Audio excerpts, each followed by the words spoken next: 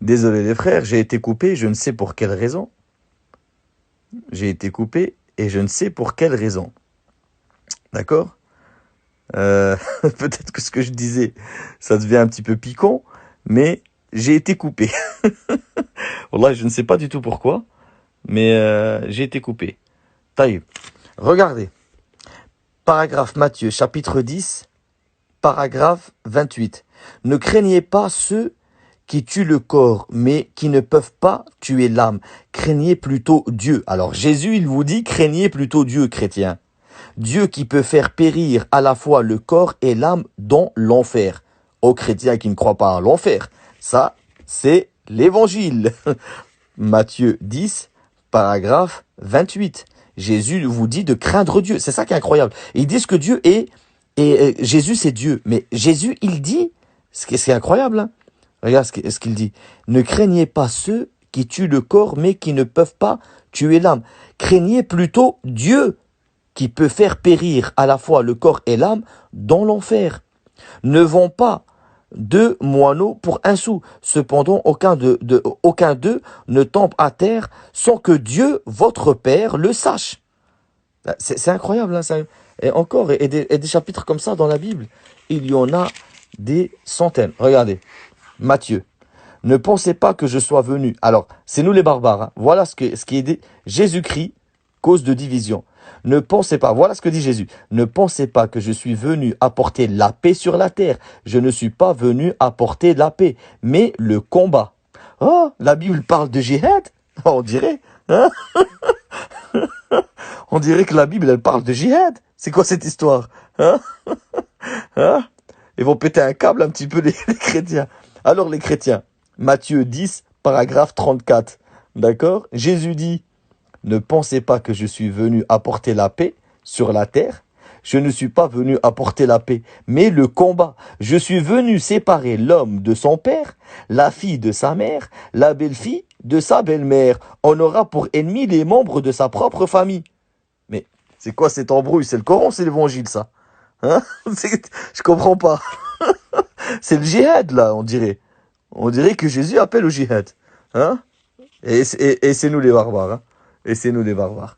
Et vous voulez que je vous en montre encore plein? Je vous en montre encore plein. Vous allez voir un petit peu encore. Vous allez voir encore un petit peu. Taïb. Ici, voilà ce que j'ai découvert ici. Marc 9, paragraphe. Allez, le téléphone. Paragraphe. Attendez voir, je vais essayer un petit peu. Peut-être que... Paragraphe 41. Voilà ce que Jésus le dit. Donc, nous, musulmans, si tu fais un péché, tu dis astaghfirullah, tubillah, et Allah, il te pardonne. Que fait un chrétien qui fait un péché? Voilà ce que dit Jésus. Si c'est à cause de ta main que tu tombes dans le péché, coupe-la. Ouh là là. Ouh là là. Si c'est à cause de ta main que tu tombes dans le péché, coupe-la. Il vaut mieux pour toi entrer dans la vraie vie, le paradis, avec une seule main, que de garder les deux mains et d'aller en enfer, dans le feu qui ne s'éteint pas. Alors les chrétiens qui ne croient pas au feu, c'est bizarre un petit peu. Là, les vers qui rongent le corps ne meurent pas, et le feu ne s'éteint jamais. Connaissez-vous un feu sur terre qui ne s'éteint jamais? On voit bien qu'il parle clairement de l'enfer. Si c'est à cause de ton pied que tu tombes dans le péché, coupe-le. Il vaut mieux pour toi entrer dans la vraie vie avec un seul pied que de garder les deux pieds et d'être jeté en enfer, là où les vers qui rongent le corps ne meurent pas et le feu ne s'éteint jamais. Alors, ici, la Bible, elle te dit que si tu vas faire un péché, coupe ta main. D'accord? Coupe ta main. D'accord? Et c'est nous, attention, c'est nous les barbares. D'accord? Voilà ce que j'ai découvert ici. Chapitre Luc. Et je ne sais pas pourquoi le téléphone, il fait des trucs comme ça. Luc 11. D'accord? Je vais vous montrer... Oh. Alors, attendez voir. Voilà, on va essayer de gérer la vue. Je vais vous montrer qui vous devez craindre. Jésus dit, je vais vous montrer qui vous devez craindre. Craignez Dieu qui, après la mort, a le pouvoir de vous jeter en enfer. Oui, je vous le dis, c'est lui que vous devez que craindre. Allez, subhanallah, Jésus, il vous dit, c'est lui que vous devez craindre. Il vous dit pas, c'est moi que je vous devez craindre. Jésus, il dit, c'est lui que vous devez craindre. D'accord? Et c'est incroyable. Et vous, vous craignez Jésus. Les chrétiens, ils craignent Jésus. Jésus, pardonne-moi. Jésus, j'ai fait. Et Jésus, il vous dit, c'est Dieu que vous devez craindre. Je comprends pas. Est-ce qu'il y a un chrétien qui a déjà lu la Bible? Je me le demande. Je me le demande si un chrétien a déjà lu la Bible. Luc 18, paragraphe 18. Un chef demanda à Jésus, « Bon maître, que dois-je faire pour obtenir la vie éternelle ?» Jésus lui dit, « Pourquoi m'appelles-tu bon? Personne n'est bon si ce n'est Dieu seul. » C'est incroyable. Est-ce qu'il y a un chrétien qui a lu la Bible? Barakallahu fikum. Jésus, il se désavoue d'être Dieu. Dans l'évangile, c'est pas une blague, c'est une vraie. Hein, parce qu'à chaque fois que je montre ça à un chrétien, il me dit, c'est une vraie? Oui, c'est une vraie. D'accord, c'est l'évangile. Voilà. Chapitre Luc, paragraphe 18. 18. Un chef juif demanda à Jésus, « Bon maître, que dois-je faire pour obtenir la vie éternelle ?» Jésus lui dit, « Pourquoi m'appelles-tu bon? Personne n'est bon si ce n'est Dieu seul. » Jésus se désavoue d'être Dieu. Et il dit, personne n'est bon. Il dit aux Juifs, ne m'appelle pas bon maître. C'est pas moi Dieu, le bon, c'est Dieu seul. Jésus se désavoue d'être Dieu. Donc pourquoi vous adorez Jésus? Mais chrétiens, lisez la Bible. Lisez la Bible, c'est incroyable. Voilà ce que j'ai découvert encore. Regardez, Luc 19, paragraphe 26-27. Il dit, quant à mes ennemis qui n'ont pas voulu de moi comme roi, amenez-les ici et exécutez-les devant moi. C'est quoi cette histoire? Je croyais que c'était le Coran qui appelait au meurtre, à ce qu'il paraît. Hein? Quant à mes ennemis qui n'ont pas voulu de moi comme roi, amenez-les ici et exécutez-les devant moi. Luc 19, paragraphe 27. Hein? C'est quoi cette histoire, les chrétiens? Jean 20, paragraphe 16. Alors, il dit ici, Jésus lui dit, Marie. Elle se tourna vers lui et lui dit en hébreu, Rabbouni, ce qui signifie maître. Jésus lui dit, ne me retiens pas, car je ne suis pas encore monté vers le Père, mais va dire à mes frères que je monte vers mon Père, qui est aussi votre Père, vers mon Dieu, qui est aussi votre Dieu. Jésus dit qu'il monte vers son Dieu, qui est aussi votre Dieu. Jésus dit qu'il n'est pas Dieu. Il dit, je monte vers mon Dieu. Alors, moi, je comprends pas. Moi, je comprends pas. Tu demandes à un chrétien, c'est qui Dieu? Il te dit, c'est Jésus. Et Jésus, il dit, je monte vers mon Dieu. Je comprends pas, en fait. Les chrétiens, ils ont peut-être un autre livre en cachette hein, qui nous disent pas. Franchement, je comprends pas. Il y a des passages comme ça, regarde, des passages comme ça, il y en a plein. Des passages comme ça. Les esclaves dans la Bible. Les esclaves. Un chapitre qui parle d'esclaves dans la Bible. D'accord? Et des chapitres comme ça, il y en a énormément. L'évangile. D'accord? Donc, les chrétiens, Allah, il les a appelés les égarés. Al-Dhallin, c'est pas pour rien. C'est pas pour rien. Nous, on a des enfants de 7 ans qui connaissent le Coran par cœur. Et je pense que même le pape, il connaît pas la moitié de la Bible par cœur. Donc voilà, c'est une vraie catastrophe. Taïb.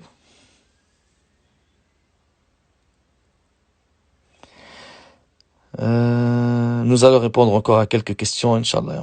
On va partir faire, et je vous inviterai à aller faire Qiyam al-Layl.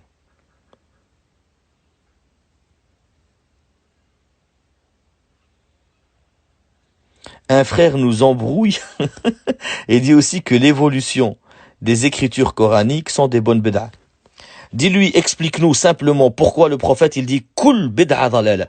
Chaque innovation est un égarement. Tu lui dis, on doit écouter qui, barakallahu fik, toi ou le prophète? Hein? J'ai pas pu rattraper mes jours de Ramadan. Est-ce que je peux quand même jeûner avec l'intention de Shawwal? D'accord.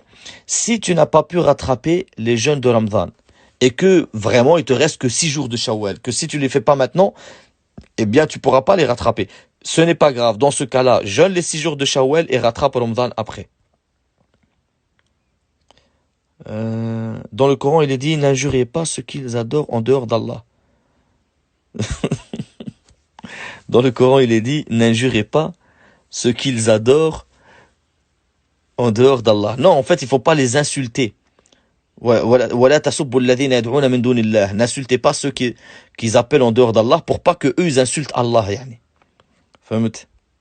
Ça veut dire quoi? La yajouz, ça veut dire c'est interdit. فهمت? Ça veut dire c'est interdit.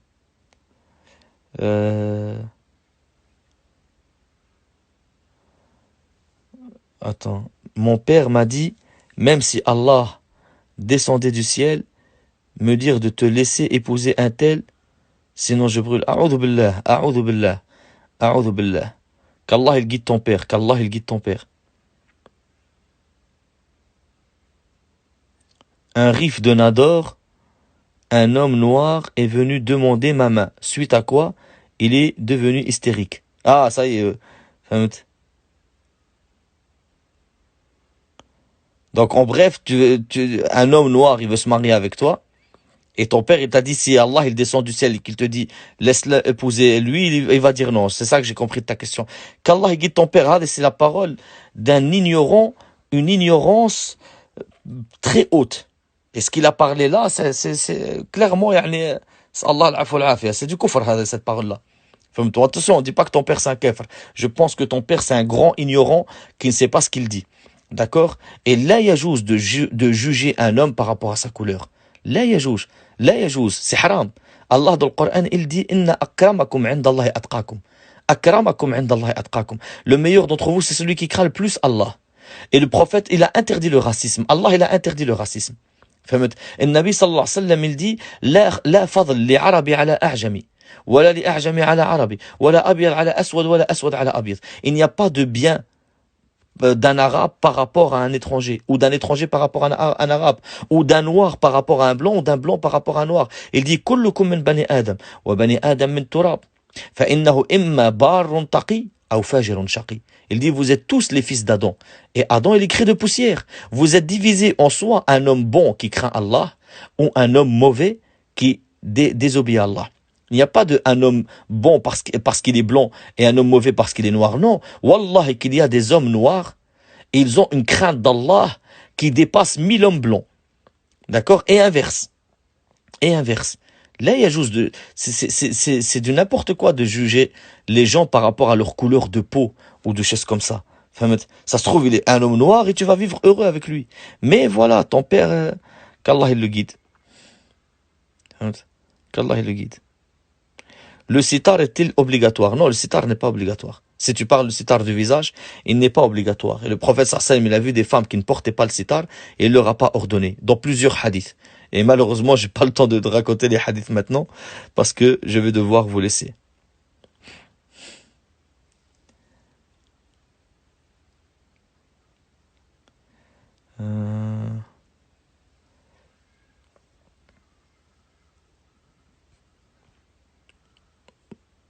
Tu sais où se faire circoncire pour adultes? Dans les hôpitaux. Les hôpitaux, ils font les circoncisions. Salam, que répondre aux gens qui disent que le Maroc n'est pas un pays musulman? C'est un khawarij. Si tu dis le Maroc n'est pas un pays musulman, c'est quoi? La France est un pays musulman peut-être?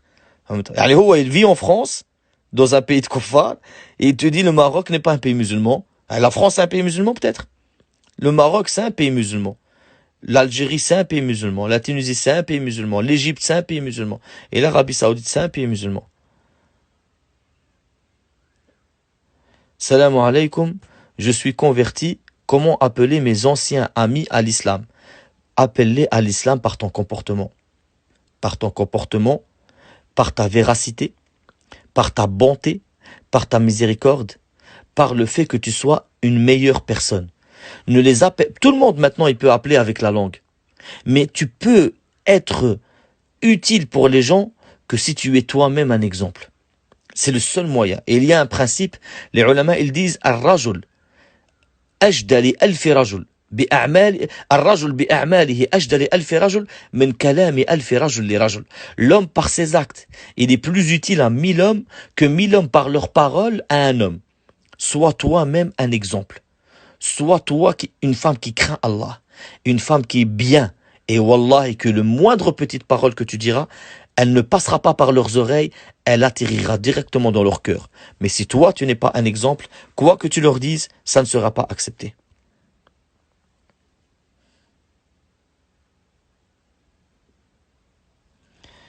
Comment on peut... Salam alaykoum, je suis converti. Je sais pas pourquoi la question elle se répète plusieurs fois.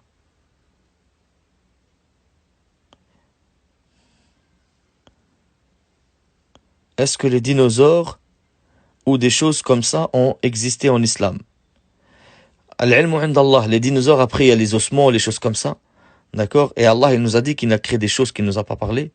Donc, après, je sais pas, al-ilmu indallah. Est-ce que c'est vrai que Adam était noir? Non, il était Adami. Il était un petit peu bronzé. Mais il n'était pas noir. Quelle est la différence entre une erreur dans la religion et une bid'a? Pas une erreur dans la religion, je pense que tu veux dire khilaf as-sunnah. Il y a quelqu'un qui est en divergence avec la sunna et quelqu'un qui fait une bid'a. La différence c'est quoi? C'est 4 points. Al-zaman, al-makan, al-sifa ou al-jaza. 4 points. Les ulama, ils ont dit la différence entre quelqu'un, tu lui dis ça, ce n'est pas une sunna, ou ça c'est une bid'a, c'est soit il fait quelque chose qui n'est pas dans la sunna, mais qu'il fait d'une manière prescrite, d'une manière précise. Il va te dire, moi j'adore Allah de telle façon. Et cette façon-là, elle n'est pas dans la sunna, ni dans le Coran, et lui il fait comme ça. Et il fait toujours de cette façon. Dans ce cas-là, c'est une bid'a. Ou bil makan, il te dit, moi je vais faire salat que dans tel endroit. Comme par exemple les chiites, ils te disent on fait soujoud que sur une pierre qui vient du tombeau de Ali. C'est une bid'a. D'accord? Soit Bezzaman, ça veut dire qu'il va faire une adoration, une soi-disant adoration, à une époque précise qui n'est pas ni dans le Coran ni dans la Sunna. Ça c'est une bid'a. D'accord? Où il te dit, moi, si je fais telle façon, il n'y a que telle façon que je serai récompensé. Alors que ça n'existe pas dans le Coran ni dans la Sunna. Ça c'est une bid'a. Donc, la différence entre être en divergence avec la Sunna et que c'est une bid'a, et que s'il fait avec d'une façon particulière, d'une manière particulière, ou à une époque particulière, ou sifa, makan, zaman, ou à un endroit particulier, ou qui croit qu'il va être récompensé que de cette façon particulière, dans ce cas-là, c'est une bid'a. Et si tu veux retrouver plus de précision par rapport à ça, reviens au Sharh de l'Arba'in al-Nawawiyya de Sheikh Saleh al-Sheikh, et il détaille cette question-là. Tu peux nous montrer ta bibliothèque? Non, ma sœur. Tu veux que le Ria il rentre dans mon cœur? Subhanallah. Ma sœur, épargne-moi de ça, barakallah fik. Épargne-moi de l'ostentation. Épargne-moi de l'ostentation, un grand mal qui peut détruire le cœur. Le Nabi sallallahu alayhi wa sallam, il dit dans un hadith sahih, Man qama maqam riya wa sum'a, ra Allah bihi yawm al-qiyamah wa sam'a. Celui qui fait les choses pour que de l'akhirah, pour qu'on l'entende ou pour qu'on voit, Allah il va montrer tous ses défauts le jour du jugement. Et le Nabi sallallahu alayhi wa sallam dans un hadith sahih, il a dit Man samma an-nas bi'amalihi, samma Allahu bihi masama' khalqihi wa sagharahu wa haqqarahu. Celui qui montre aux gens, qui fait écouter les gens ses adorations pour qu'on dise Masha'Allah, quelle bonne bibliothèque, qu'est-ce qu'il a du ilm. Le jour Allah il va faire écouter aux gens tous ses défauts. Et tous ses défauts, tous ses péchés, wa sagharahu, il va le rapetissir, wa haqqarahu, il va l'humilier. Il va l'humilier. Voilà la récompense de Riya. Et le Nabi sallallahu alayhi wa sallam, dans un hadith sahih, il dit Man qama maqama riya, ra Allahu bihi. Wa man qama maqama sum'a, samma Allahu bihi. Celui qui fait l'ostentation, Allah il va montrer à tout le monde ses péchés. Et celui qui fait l'ostentation par l'oreille, il fait écouter qu'il connaît, etc. Allah il va faire entendre tous ses péchés. Il va faire entendre tous ses péchés. Dans un autre hadith authentique rapporté par le Bayhaqi, le Nabi sallallahu alayhi wa sallam dit Man ra'a bi shay'in fi ad-dunya min 'amalihi wakalahu Allah ilayhi yawm al-qiyamah wa qala undur hal yughni 'anka shay.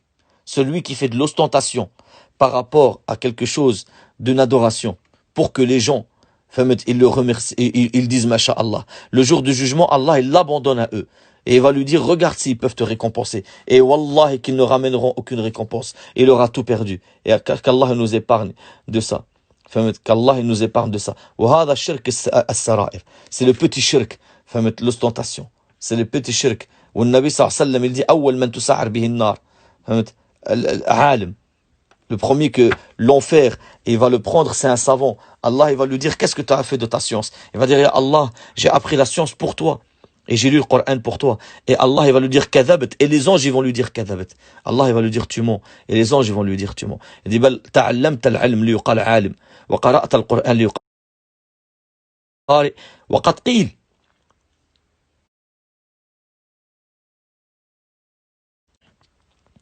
il a dit فيسحب من وجهه فيلقى في النار. Il va être tiré par son visage et il va être jeté en enfer.